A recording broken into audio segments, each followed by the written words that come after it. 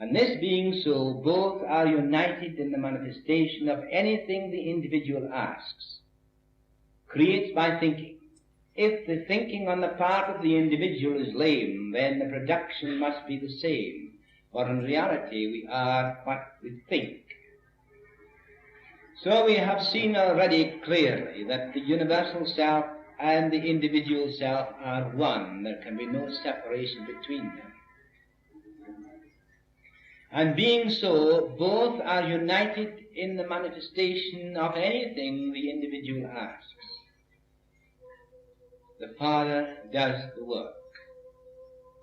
If the thinking part of the individual is lame, then the production must be the same, for we are what we think. The wonderful truth is this, that the individual is the means through which the infinite expresses himself. Being so, the individual becomes active first. Then the universal becomes active while the individual becomes passive, and the Father does the work. If you can realize what I am telling you, you will see the tremendous power that exists when you understand this. That in the first place, all is passive and quiet. The individual asks, that individual becomes active, while the universal is passive. Then immediately the individual asks or plants his seed, then the universal becomes active on that seed and reproduces its kind. Then the individual must become passive as the means of expression for the infinite to express himself through the individual. When you understand that, then you will know what faith means. The main factor is to discern that what we are really thinking, superficial thinking and discerning, is of little value, because the deeper strata is often the main source of our thought. For instance, you may think yourself superior to others, so much so it becomes a vice and not a virtue. The expression of the self is often made to cover up a deep feeling of inferiority in the self, with the result that the outer expression is but a form of compensation to the self, to enable a balance to be made in the outer. Yet it is the inner feeling that is really manifesting, and this is easily discerned to those who understand. That is why deep discernment is so necessary, otherwise you may be deluding yourselves. So in discerning your own thinking, it is not a superficial thing, whereby you have to eliminate most of the things that always are preventing or frustrating the expression of the infinite in man. When you are frustrated, it is by yourself and by no one else. And it is often done through this emotional conflict that is created in the mind through reaction to things external to oneself. This reaction is not pure thought at all, but it is very often the very opposite of pure thought. You're reacting to conditions and things. Let me tell you clearly then, and so that you will see in your own mind, that it is necessary for you to discern your thinking, to be aware of your emotions and the motives behind them, so that you can eliminate them. Then pure thinking comes as the mind is cleared of these things that hinders it. On the other hand, one may feel a sense of inferiority, and begins to express it by receding away from life. This is often caused by a false idea about the self, a causal remark by another, about a certain peculiarity that makes you feel different to others. Yet all this can be corrected by proper discernment and understanding of the self and the source of the self. Now you see plainly that to attain power you must think in the absolute and not in the relative, for the relative is conditioned. If you then feel that you are inferior or superior to others, you are thinking in the relative. You're reacting to things external to yourselves, and you're caught up in these things. Consequently, you are not free. But to think in the absolute means that you are free from the relative, which is the outside or the effects. When you understand this, the greatest power of all comes to you, because you see that the relative is effect, while behind the relative is the real, is the absolute. Everything has its beginning in the absolute. Everything has its roots in the absolute.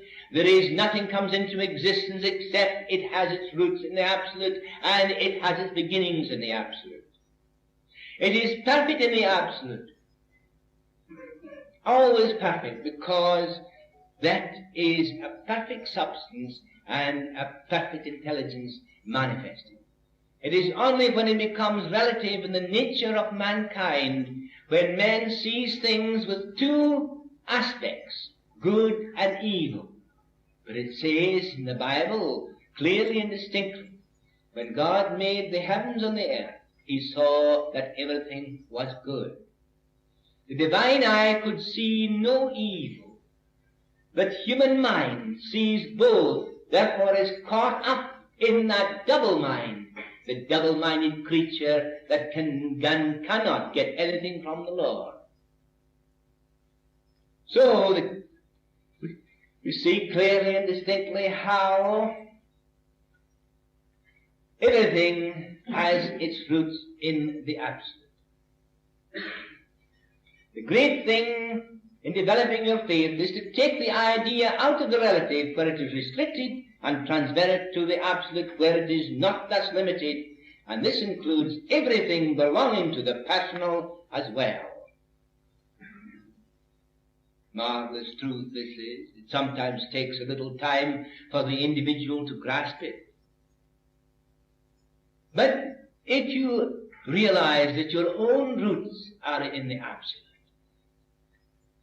and this comes as a realization that you have to make yourselves,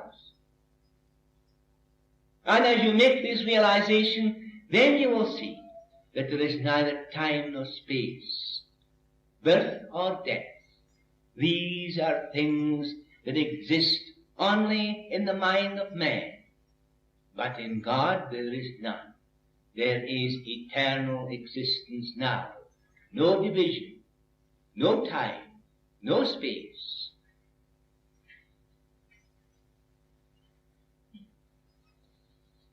The right understanding of our mental world will enable us to do this by clearly defined method. In the first place, we must eliminate the idea of time and space from our actual self-existence. There is no time and space in the relative. There is time and space in the relative, but not in the absolute.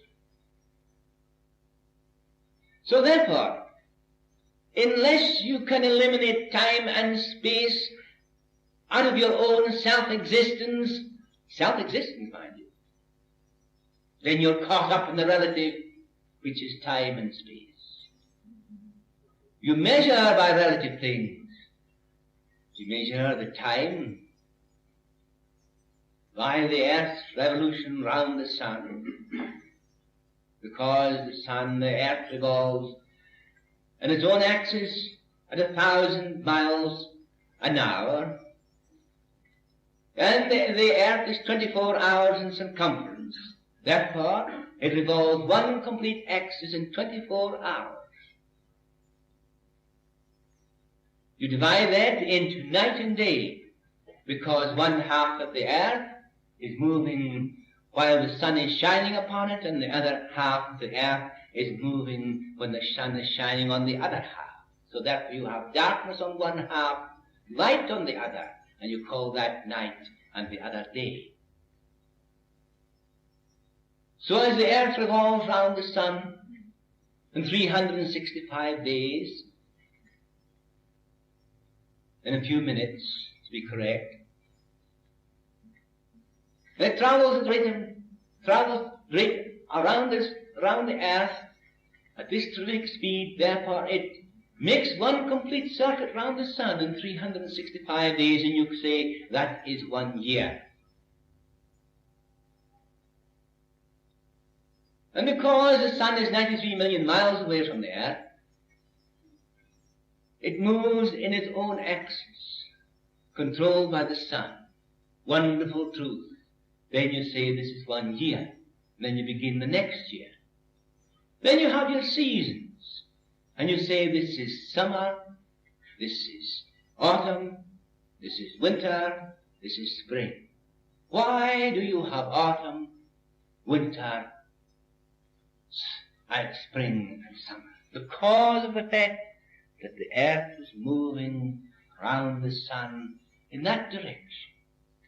And while it is that way, then you have summer in one part of the hemisphere, and it's still moving in that direction, all the time moving that way around the sun. Then when it's this way, it is on the other half of the hemisphere. Therefore you have the summer in one and the winter on the other. And you have on this side spring and autumn. And you say you measure time. That goes on incessantly. That is relative. But what is the cause of these things?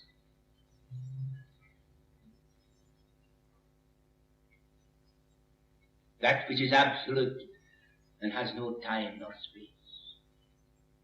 In me is that which has no time and space. That is my self-existence.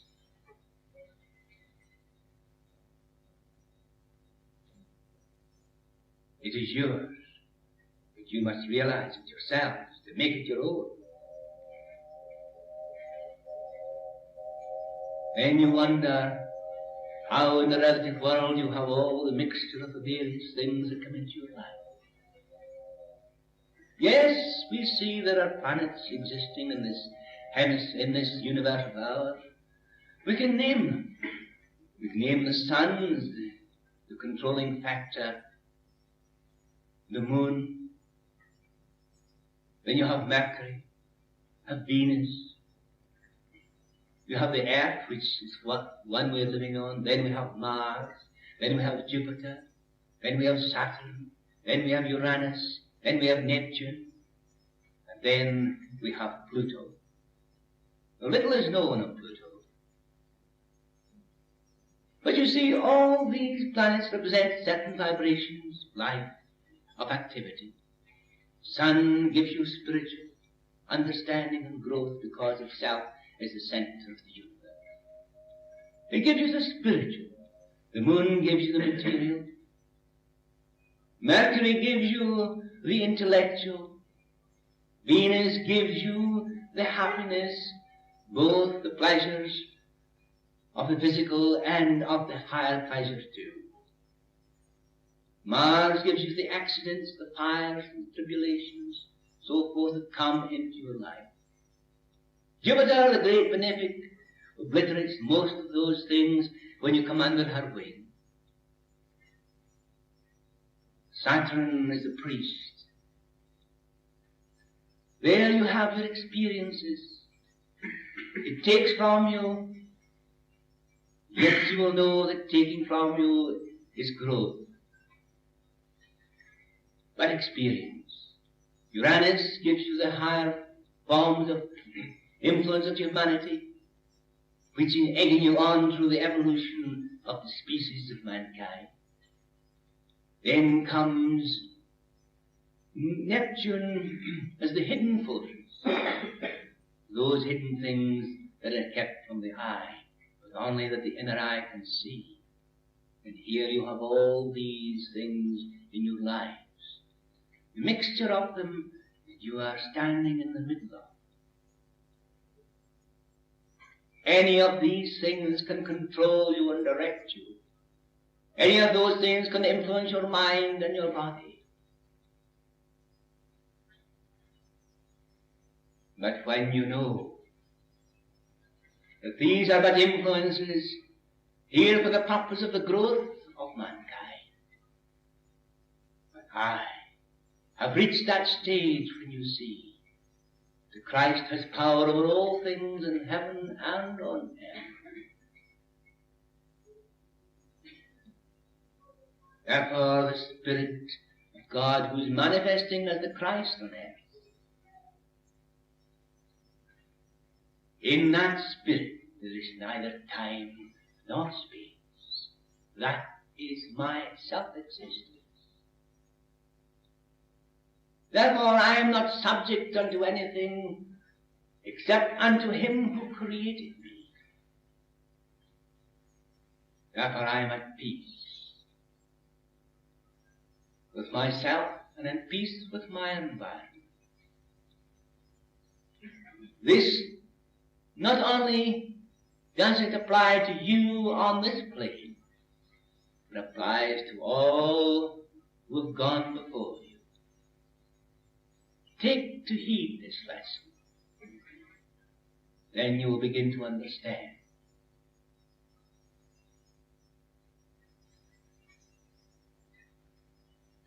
Right understanding of our mental world will enable us to do this defined method. So it is, in the first place, we must eliminate the idea of time and space from our actual self-existence. There is time and space in the relative, but not in the absolute. General Smuts says that time and space factor does exist. Yes, it exists in the relative world, but not in the real world of things.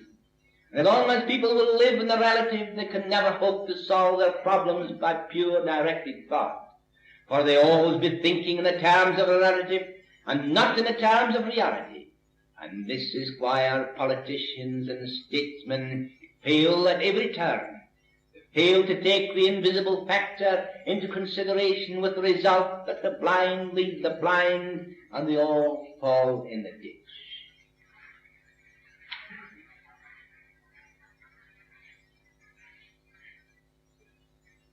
Therefore, they are reacting to the relative. So don't you see that it's the ignorant that are leading the ignorant? One day that will pass and truth will prevail. We must establish the habit of realizing that there is a spiritual invisible world in which everything has its roots. This invisible world gives us just what we think. Everything grows into outward expression, into material expression, being merely the expression of the inward creative power which is invested in us because of the eternal unity of the universal self in the individual self, and the individual self in the universal self. Therefore it cannot be otherwise. Both are linked together eternally, and there can be no separation under any circumstances whatsoever. The spiritual prototype, being spiritual, can only be formed by the power of thought. So James Jean says, the whole universe is a mental phenomenon, and all expression in it must be of the same nature. The universal law is to produce that which is as perfect as can be done, in spite of man's ignorance of this fact. And every detail has to be worked out to give expression to this law. Therefore the law of growth has to be taken into consideration, and we cannot force this, otherwise we will undo our own work.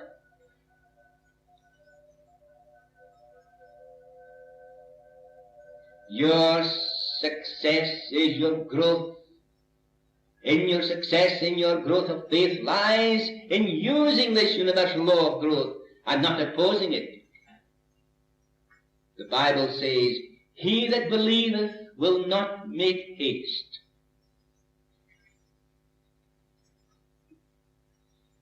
When I plant the seed in the ground, I know that it will take the season to reproduce the seed.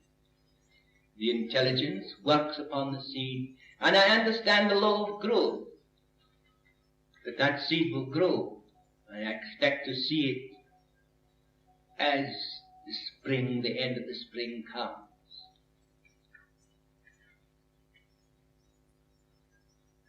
It's the same with this great spiritual understanding. I place the seed in that absolute. Therefore, so does the growth that in same intelligence work upon it and bring it forth into operation. I become the active partner first, while he who knows all things becomes passive.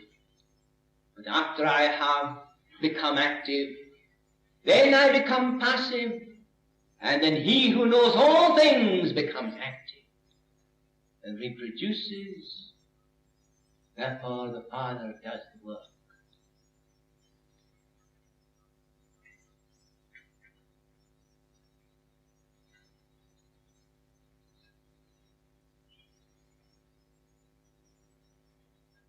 Things that are seen are not made out of visible things, but out of the invisible. We can read of the prophet David, Daniel, Jesus, where through faith formed kingdoms, shut the mouths of lions, raised people from the dead. These deeds by faith have now become mere legends of religious superstition and not actual facts. They are poured forth as epitaphs without any genuine knowledge of the power of the faith that produced these things. They relegate these things to the past, 2,000 and more years ago. It has now become superstition, religious superstition. But I tell you that same faith, that same power is now with you and me.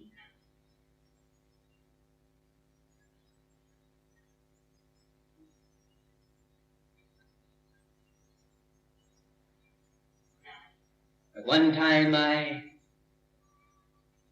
fought with myself. I dwelt with myself to find the secret behind all this. And as I read these things that took place in the Bible as a young fellow, I was desirous to know that this was true or not true, which led me to the Himalayas, there to be taught that the word true, to find that that same power existed now, today, as it did 2,000, 3,000, 4,000 years ago. And that power in man is becoming greater because he is becoming more evolved in his nature. The spiritual nature of man is becoming more and more evident every day. Look thousands of years back and you will see mankind in his infancy. Science will take you back and show you how this particular portion of the brain, the forward portion of the brain, has grown in these thousands of years. And as this portion of the brain grows and it becomes more powerful, so does it dominate this particular portion of the brain which is animal in nature, automatically. And as the spiritual becomes greater in mankind, so that he will have power over all things in heaven and on earth. If man really realized it now, that power is with him. He agitates and brings cells into operation in his brain that have never been yet operated upon. There are cells in your brains now that have not yet started to move, but are waiting for that power to enter them to become active. The instrument created by God was a perfect instrument for his manifestation. Life created the body and the nervous system and the brain through which you could think and act through. My consciousness is not in brain or body. My consciousness is in life. My consciousness is in God. God's consciousness is in me. We are eternally linked together, never to come apart, but to grow into eternity, gaining knowledge and wisdom of all things in heaven and on earth.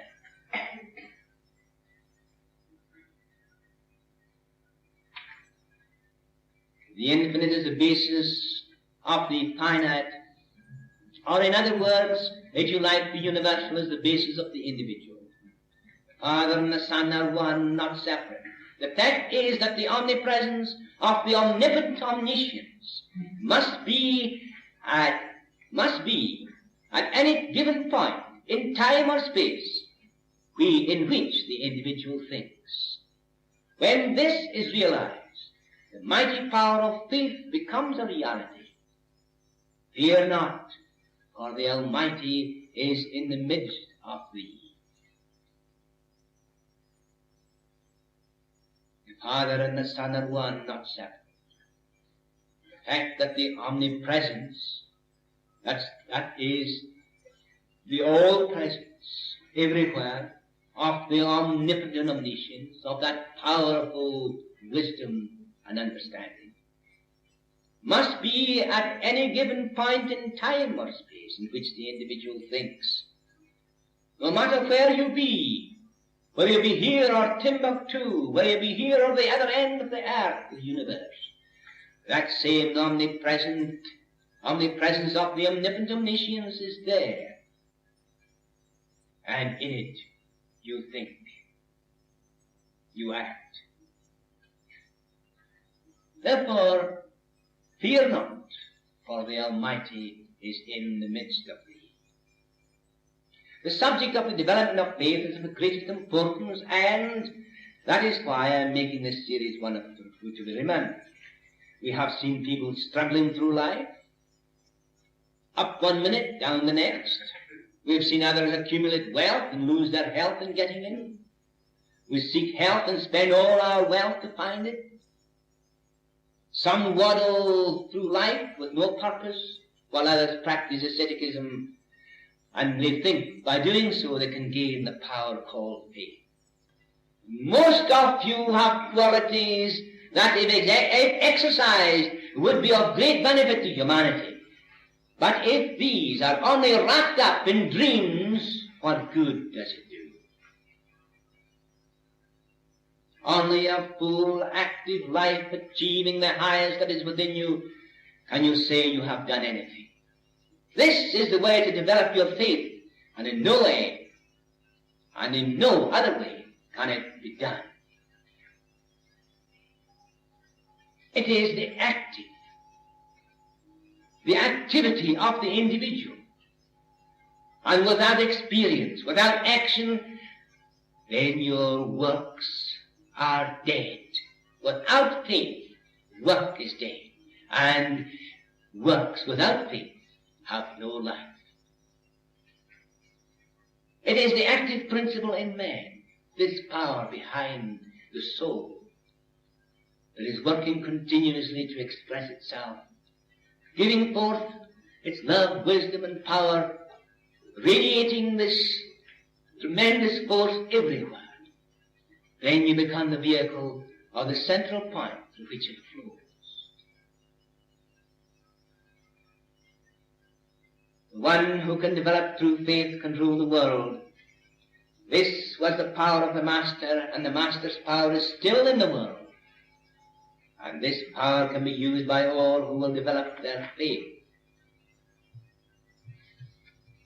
You must become master and not the slave to the influences of every emotion and thought that enters the mind. It doesn't require any training to see an object or a form, but it does require both understanding and discernment to develop the faith that moves mountains. It requires no effort to look at an object, but it both requires both understanding and discernment to develop that faith. Understanding first of all, and discernment is most necessary, Because unless you can understand your own emotions, your thoughts, and discern them, then you will have hindrances to the expression of the true faith. Thy faith hath made thee whole. What a saying. But how few recognize that truth. How few understand it. Was it not so that I told you the other night that in the mind of the woman, everything else was oblivious? There was only one powerful thought in her mind. That was, if I could only touch his garment, I would be made whole. And while hundreds surrounded him, pushing the master here and there, touching his garment and so forth, but he felt nothing. But when this woman touched his garment, he felt a force leave him. And he turned round and said, who touched me? But this woman had touched him in a certain way. That way was the avenue through which the power would flow into this person, rising up within herself, changing every atom of her body, and it became whole. If you then in your own mind can blot out everything except one thought, I and the Father are one, it becomes the most powerful affirmation you can ever make. But if it is surrounded by doubt and hindrances of your own emotional habit patterns created in your own brain, then I say you have to persevere. Persevere to discern them, these things, and understand them so that you can eliminate them. And that thought you become completely isolated in its way, isolated with no influence upon it whatsoever, standing straight and clear. I and the Father are one. Then all is possible unto you. Your faith then is that faith that moves mountains.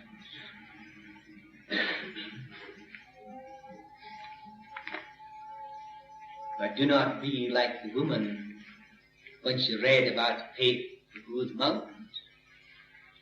And as she had a house near the sea, and there was a knoll that prevented her from seeing the blue sea, she went out this night and she said, you shall be buried in the sea by tomorrow morning. And she went to bed, and when she got up, she found that the knoll was still there. And she said, I knew it would be there all the time. She never expected it to be moved into the sea, because it seemed so impossible. And that is with the majority of people today. They think that these things are impossible. And because you think they are impossible, they must be impossible to you, because whatever the consciousness is aware of, so it is unto you. As the man thinketh in his heart, so is he. There is an eternal unity between the cosmic and the individual things. When you have powerfully affirmed this unity with effective concentration, the consciousness is awake to its reality. Then you do not fight anything that seems to oppose you, for your cosmic conception gives you mastery. Nothing opposes you. The things that oppose you are of your own creation. Many think, but never act. You must both think and act with precision, for there is a law that you comprehend. That is, that we are continually attracting to ourselves forces and conditions most akin to our thought. This law is continually operating whether we are conscious of it or not. Hate attracts hate, love attracts love. If you discern what you are thinking. Then you can dissolve that which destroys you, and you can hold that which builds. We live in a mental substance in which there are all kinds of thought waves continually operating. Thoughts of the angelic world surround us as well as thoughts of the misguided and ignorant. We tune into these according to the attitude of mind we hold towards others and conditions. Let us take a look at the ordinary mind and the atmosphere that surrounds it. A mind that is filled with anxiety, fear, greed, envy, hate, jealousy, selfishness. How easy it is for such a person to succumb to these influences, if the mind is in that way inclined. How can faith be developed in such a mind? How can the master power be developed when these conditions exist? Don't you see that these are the hindrances to your faith? It's discerning these things that is most important. To know them for what they are.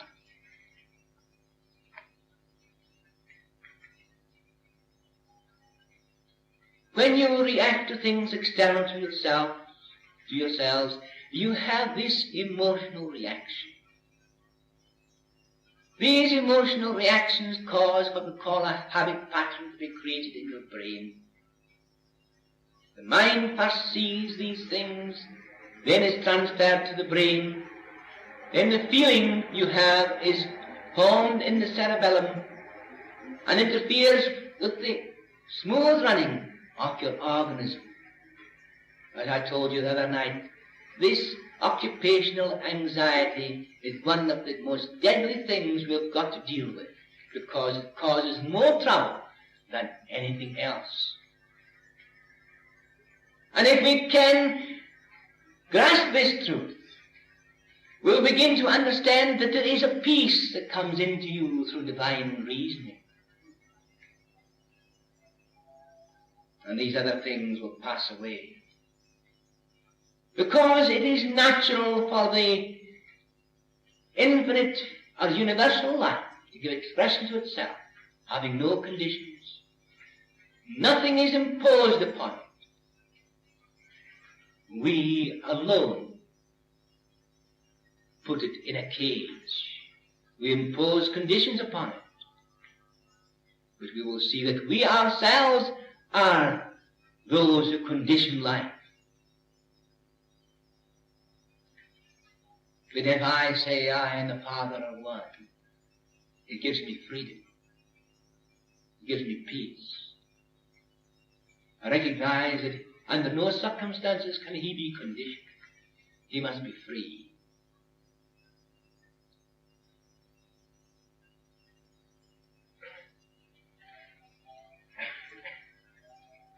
I've said to you before that you cannot be a loving person if you love one and hate another. Nor can you say you're a kind person if you're kind to one and unkind to another. True faith is developed only in the mind that is cleansed of these opposites. Let the mind that was in Jesus Christ be in you. We are told that this would give us power over all things in heaven and on earth.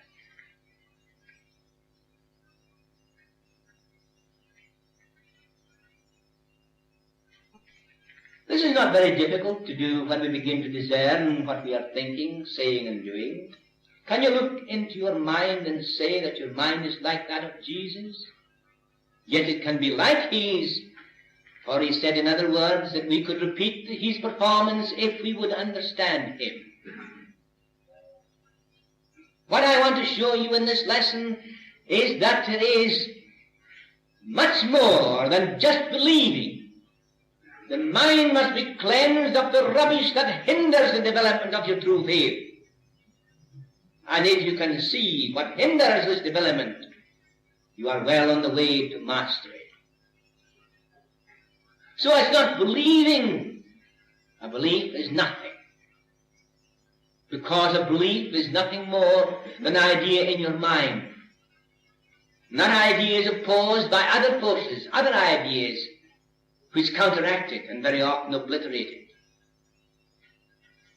Your beliefs are always changing.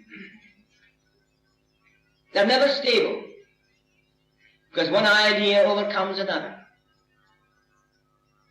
But the truth never changes.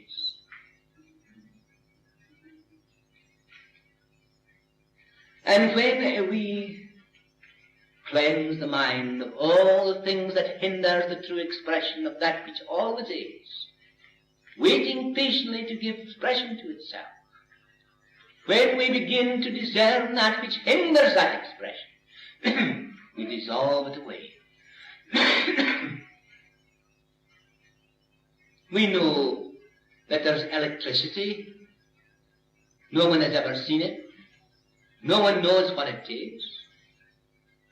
But if that light does not function, there is something hindering the electricity. Therefore we set about discerning the cause, why it is not functioning, why the life is not flowing. And when we discern the cause, we remove it. And the electricity begins to flow once more. It is the same with you. It is the same with everyone. But the first thing you have to do is discern that which hinders, not an ordinary belief.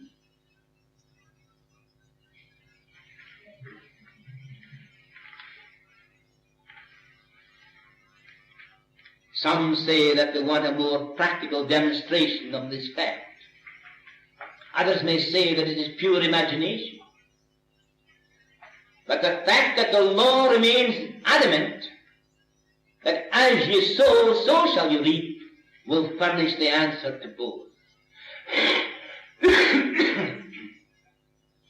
The law of the cosmic is that as you give to the cosmic, so the cosmic will give to you. The more you recognize the cosmic, the more the cosmic will recognize you. O Israel, the Lord thy God is one Lord. Love him with all thy mind, with all thy heart, with all thy strength, and love thy neighbor as thyself. If you can do that, then the cosmic will give you everything, because that is the cosmic law.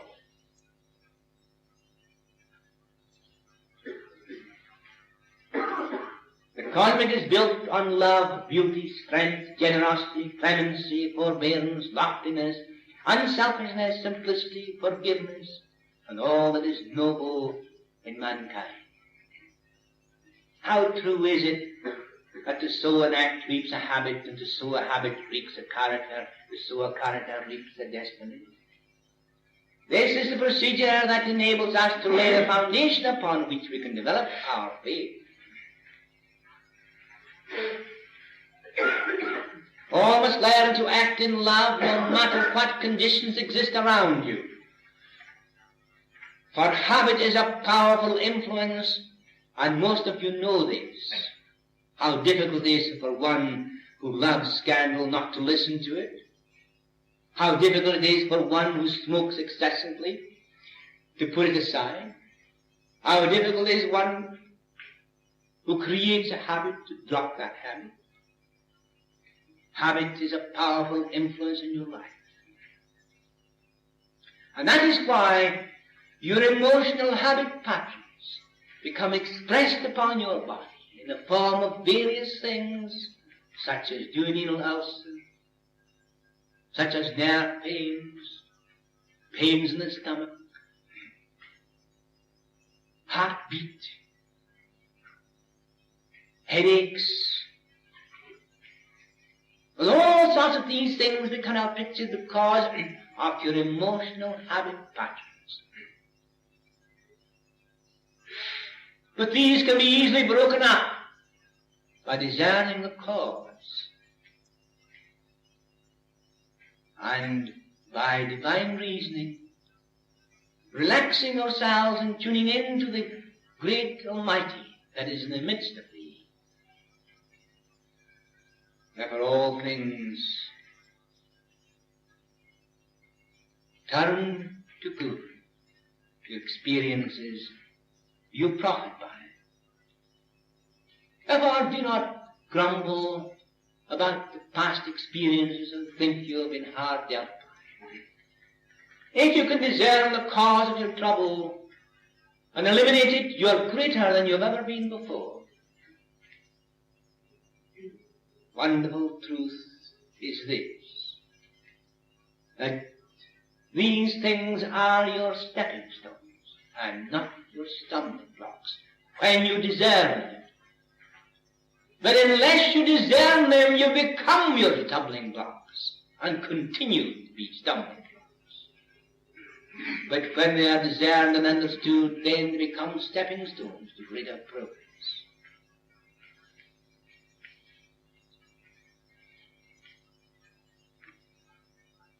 It is when the act is repeated that the habit is formed. If we know of the qualities that are lacking and feel that they are impossible to attain, then our belief is our hindrance. But on the other hand, our realization of oneness gives us the strength of the cosmic to charge us with that which is cosmic in nature, and thus develop our faith. The faith that makes you whole, the faith that moves mountains. Proper understanding and acting with perseverance and earnestness will surely give you the most desirable characteristics. Repeat the process of habit in the true direction, and as sure as the sun rises in the morning, you will have these characteristics. What is this habit then you must follow? Relax yourself, quiet and peaceful. Take all stress and strain away from the mind and body. Then through divine reasoning, you acquire an understanding. And as you begin to discern the things that have hindered your progress, they begin to break up, solve away, because you can see they are of your own creation. Like the tree of knowledge of good and evil exists in man's mind only. It has its growth there, it has its roots there. The tree of life has its roots in God. It is eternal in nature. Take hold of this tree and let it be the spring of living water, rising up to eternal life. To develop true faith, we must feel the true meaning of faith and not only think it. We must see and feel the action of faith. The greatest help to the development is equality. Position, wealth, creeds, or dogmas must not blind you or mar the view. To see that there can be no separation in the life, in one and in another, gives you confidence in yourself. All this division in society is a hindrance to the growth of your faith. All these divisions in your particular forms and cliques, clubs, races, is a hindrance to your development of faith. No one can have true faith unless they can see the life and understand that the life behind all is the same life in themselves. Therefore you get behind all things, behind the relative, into the creative principle. There is your faith. But if you are hindered by ideas of society, of groups, of cliques, races, and people, differences in this and differences in that, then you have no true faith. You cannot have it, because that faith must be registered in that eternal quality of equality, of that eternal principle of life existing in every living soul. That is the true life, the true understanding of greatness, strength, and power in all humanity. That is the power that will lead men in the future into the great truth of the oneness of all life, where peace and plenty, the lion and the lamb shall lie down together. And then the greatness of that life will manifest in itself.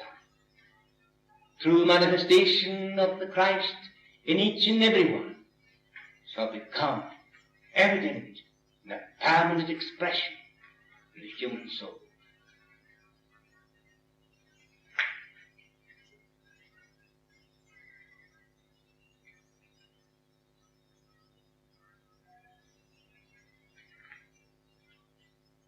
If there is a tendency towards retreat, strengthen your foundation by your understanding that you are cosmic in nature.